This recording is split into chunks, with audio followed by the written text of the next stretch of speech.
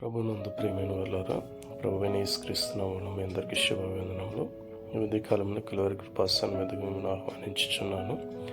న్యాయాధిపతుల గ్రంథం 7వ అధ్యాయము 19వ వచనం నుండి 25వ వచనం వరకు మనం చూస్తే, అట్లు నడిజాము మొదటి కావలి వారు ఉంచబడగానే గిద్యోనును అతనితోనున్న 100 మంది దండెపాలెము కొట్ట కొనకు పోయి బోరలను ఊది తమ చేతుల్లో ఉన్న కుండలను పగలగొట్టిరి. ఈ విధంగా 3 గుంపుల వారు తమ చేతులలో ఎడమ చేతులలో దివిటీలను, కుడి చేతులలో ఊదుటకు బోర్లను పట్టుకుని యెహోవా ఖడ్గము, గిద్యోను ఖడ్గం అని కేకలు వేసినప్పుడు ఆ దండులో వారందరూ కూడా శత్రు సైన్యమంతా కూడా కలవరపడి కేకలు వేసి పారిపోయిన వారందరినీ కూడా వీరు పట్టుకుని వారి సహోదరులైన నఫ్తాలి గోత్రం వారిని, ఆషేరు గోత్రం వారిని, మనష్షే గోత్రం అంతటి వారిని, ఎఫ్రాయిమీయులందరినీ కూడా పిలిపించి శత్రువులందరినీ కూడా హతమార్చినట్లుగా చూస్తున్నాం. ఆమేన్.